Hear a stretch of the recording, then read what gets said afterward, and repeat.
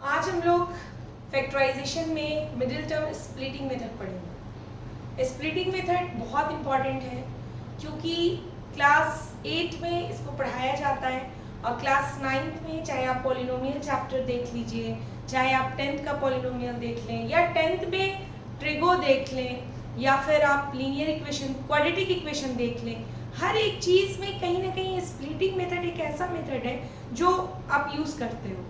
तो this is very very important and this one is the basic.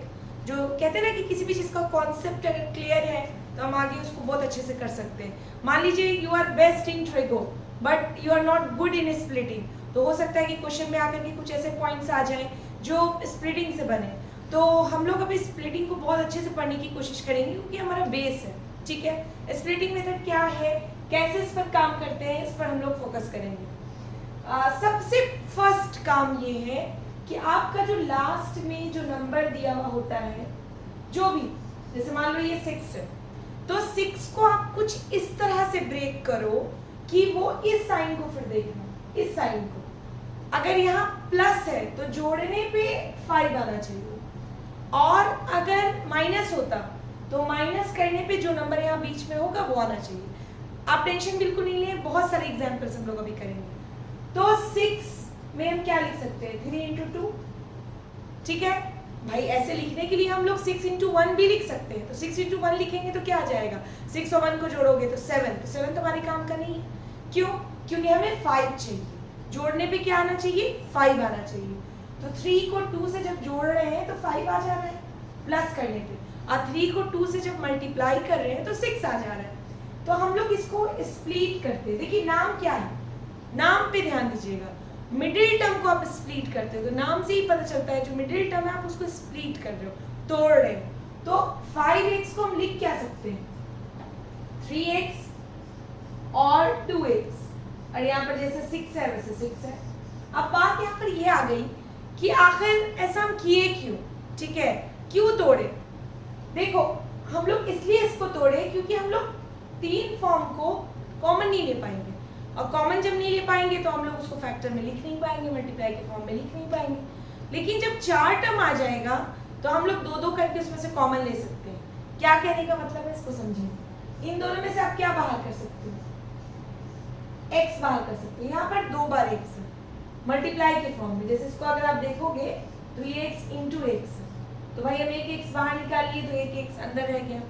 यहाँ पर x बाहर निकल गया तो यहाँ क्या आ गया, 3। ओके, यहाँ पर फिर हम लोग 2 को कॉमन ले लिए तो अंदर क्या आ गया, भाई जाहिर सी बात है ये 2 into x है, तो हम लोग यहाँ पे क्या लिख सकते हैं, x, और यहाँ पे 6 को क्या लिख सकते हैं, 2 into 3। तो अब जाहिर सी बात है कि 2 कॉमन निकल गया तो यहाँ पर क्या बचेगा, 3। अब आप देखो ये एक सेपरेट टर्म है, ये एक सेपरेट टर्म है, तो ये दोनों टर्म में से हम क्या कॉमन कर सकते हैं, सबको बहुत अच्छे से दिख रहा है, x plus 3। तो x plus 3 क्या हो जाएगा हमारा, x plus 2। क्यों भाई, क्योंकि देखो x plus 3 जो है हमारा वो दोनों टर्म में आ रहा था, तो हम लोग x plus 3 अगर बाहर करेंगे तो यहाँ x बच जाएगा और यहाँ 2 बच जाएगा। चलो अभी फिर और हम लोग दूसरे एग्जाम्पल्स को देखते हैं। एक और एग्जाम्पल मैंने लिख रखा है, 24 को ऐसे ब्रेक करो, ऐसे मतलब मल्टीप्लिकेशन में लिखो कि जोड़ने पे 10 आ जाए। तो हम लोग लिख सकते हैं 6 into 4। तो भाई इसको अगर मल्टीप्लाई करते हैं 24 है, इसको जोड़ते हैं तो 10, तो यानी हमारा स्प्लिटिंग सही हो रहा है। अब हम लोग क्या करेंगे, y² लिखेंगे, प्लस लिखेंगे, और हम लोग लिखेंगे 6y, साथ में लिखेंगे 4y और प्लस 24। अब यहाँ से हम y कॉमन ले सकते हैं। y अगर हम कॉमन लेते हैं तो यहाँ तो y आएगा ही आएगा क्योंकि 2 बार था ये, फिर प्लस लिखेंगे, फिर यहाँ पर से y निकल जाएगा तो 6 आएगा। ओके, अब इन दोनों में से हम क्या निकाल सकते हैं, 4। बहुत सारे बच्चे कहते हैं मैम 2 भी तो निकाल सकते हैं, बिल्कुल निकाल सकते हैं, बट आप कोशिश कीजिए कि हाईएस्ट निकाल पाए, सबसे ज्यादा नंबर क्या निकाल सकते हैं, तो भाई 4 निकाल सकते हैं। तो जब 4 निकाल दिया तो इसमें क्या बच गया, y, और 24 को हम क्या लिख सकते हैं, 4 into 6। तो भाई जब 4 बाहर आ गया तो अंदर 6 ही बचेगा ना, तो y plus 6।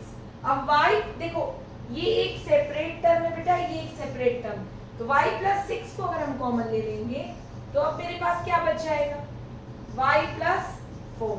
तो ये आपका आंसर हो गया फैक्टर होने के बाद, ये आपका आंसर हो गया इसका फैक्टर होने के बाद।